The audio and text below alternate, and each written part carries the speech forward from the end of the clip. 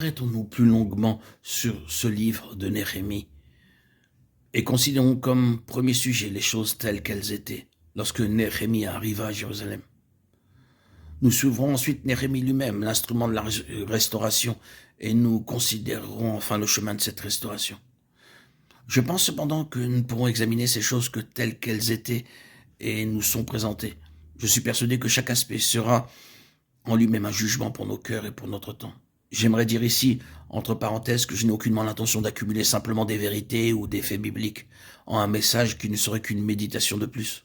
Non, ce que je désire réellement, c'est que le Seigneur obtienne en ces temps de la fin ce qu'il cherche et qu'au fur et à mesure que nous considérerons ces différents points, le Saint-Esprit nous touche intérieurement par rapport à ces choses pour l'accomplissement de son propre dessein.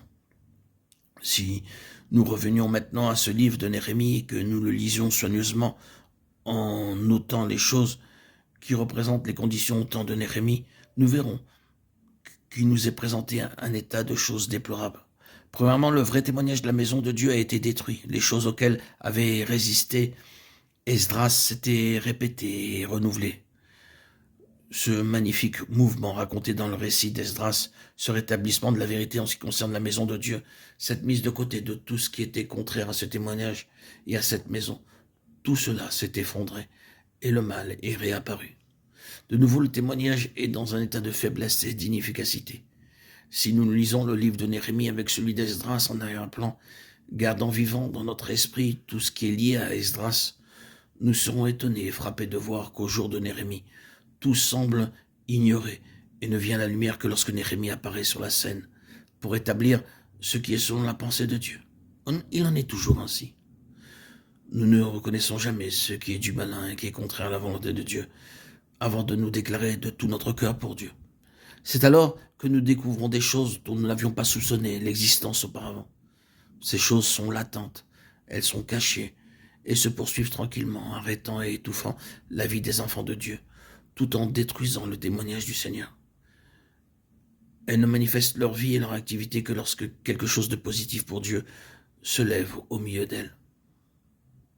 Beaucoup d'enfants de Dieu et de Juifs, devrions-nous dire pour parler historiquement, avaient été vendus en esclavage parmi leurs propres frères. Parmi le peuple de Dieu, les uns faisaient des autres une marchandise. Ils recherchaient leur propre bien, leur profit aux dépens de leurs frères. Ils se maintenaient dans leur proposition par l'humiliation et la dégradation de leurs frères. Et je suis loin d'être certain que cela n'ait pas eu une contrepartie spirituelle. Je ne sais ce que feraient certains s'ils ne pouvaient pas dominer sur d'autres personnes afin de s'approprier, s'il était possible, l'héritage même de Dieu à leur profit. Cela se pratique sous toutes les formes. Depuis la simple critique profane et peu aimable qui malheureusement s'introduit parmi le peuple du Seigneur, s'appuyant sur le fait que nous nous sentons meilleurs que les autres en nous élevant à leurs dépens. Je me demande si notre critique à l'égard des autres n'a pas secrètement ce mobile. Oh, cet éternel, ce continuel « mais » qui exprime toujours une réserve. Vous savez, ils aiment le Seigneur, mais ils sont réellement zélés pour le Seigneur, mais on ne peut pas dire que du bien d'eux, mais et ce mais paraît plus grand que tout le bien et finit par le saper. Combien parmi nous employons ce mais, poussé par un esprit supérieur de jugement et par orgueil? Je veux dire simplement que trop souvent nous faisons paraître les autres petits afin de nous élever nous-mêmes. Nous essayons de gagner notre supériorité, notre position, notre influence par cette forme d'orgueil qui fait grand tort aux enfants de Dieu. Ce n'est qu'une simple illustration de ce qu'est l'opposition spirituelle.